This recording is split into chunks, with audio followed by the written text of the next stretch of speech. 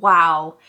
I always get that kind of overwhelming relief and joy that comes with wrapping up a legacy or campaign game. And my gaming group just finished playing The Adventures of Robin Hood, which is that campaign storytelling adventure game.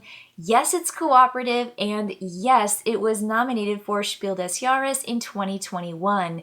So I will bring you my spoiler-free review right here. Go! My favorite thing. My favorite thing.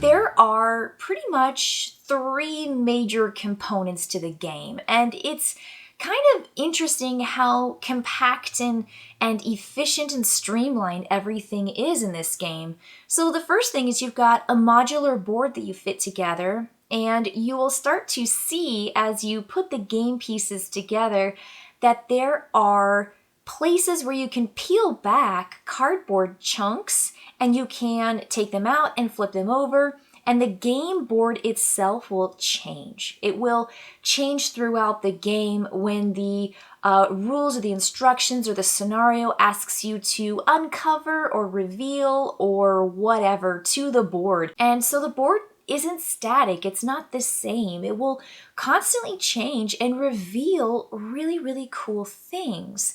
So what you're looking at here is just the base board. This is the game board that you look at right from the very beginning. So again, no spoilers here. I'm not going to show you what's underneath anything, but you can tell that there are places for you to reveal information and to explore. Because this game is an adventure.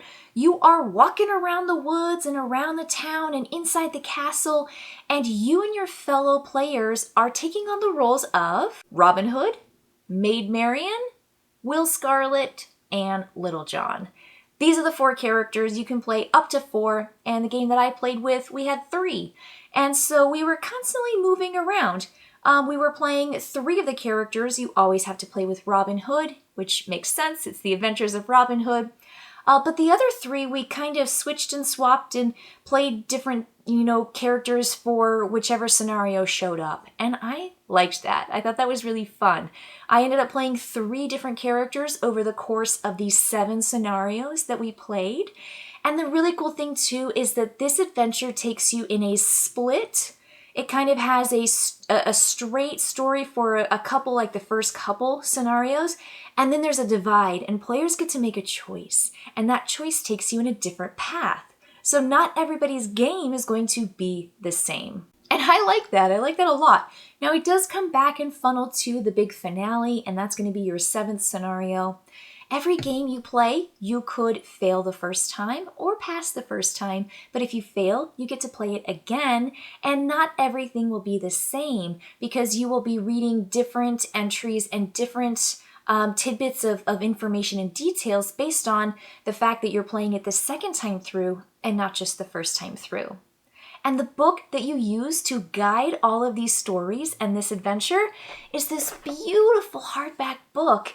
And you have a map on the back that shows you where all of the adversaries or the foes are. These are the people that you get to fight or defeat and get bonuses for. And there's plenty of explanation of what you're doing. It tells you where to put the ribbons. There's a gold ribbon and a red ribbon, and every chapter is labeled, and so everyone gets to read. And I think that was kind of the fun part of our game, was that we were constantly so engaged. I would read a page, and then I'd pass the book to my left, and they would read a page, and then another person would read a page, and we would read the stories for each other based on who was going on the adventure. So if you're the one exploring a space and it says go to page 107, the person to your left or right would open the book and offer you a choice, and based on the choice you make, you get that read to you. And so there's a little bit of choose your own adventure to this, and I love that so much. I love that feature. Of course, I want to know what all the things are and make the best choice, but sometimes you just make the choice that you think you need based on the story, and you don't know what you missed. and you might have missed a really great opportunity, but that's what happens, and your story just keeps barreling down that path of time, and you keep moving forward, and you do your best. But I love this book. This book is beautiful, it's super easy to navigate, and it just has everything in it, and so it's just really, really cool. So there was the map, and the map gets modularly put together with pieces you pull up and pop down and do all sorts of stuff with. You get the really cool book, and it's a hardback book with those beautiful ribbons. And then the third major component is the drawing phase and the drawing stuff. There are discs, wooden discs that are colored based on who gets to go.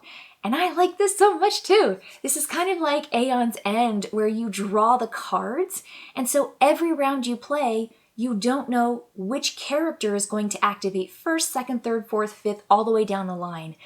And there are ways for you to choose a character to go. If you draw the gray disc, it could be any of the active players to get that extra turn that they need. Every player has their own disc, so when their disc is drawn, they get to act. There's also a white disc, and that means all the players get to take one action on their turn, which is so cool, and you get to choose the order because the players are in charge of all of it. Then there are these two discs that are really kind of dangerous. You've got Guy of Gisborne, and he's purple, and he just like rides around every game, all game, and just hunts you. That's all he does. And he can essentially cripple you by stealing some of your movement. And your movement is in these little figures that have like short length and long length. And you move around the map using these little figures that allow you to move a certain distance. It's just really, really cool. So when you want to draw for turn order, you draw in and grab a disc. But if you'd like to fight, you also have to reach in the bag, and guess what's in there too? A bunch of cubies.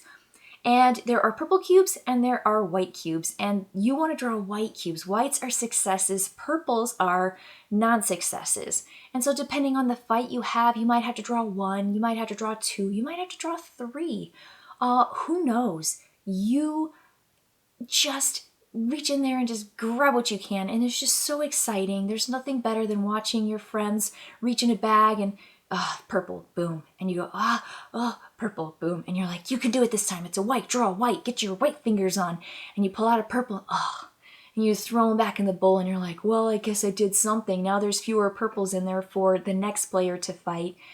It's a race against time. In every adventure you go on, you are trying to just do everything as fast as possible and as efficient as possible.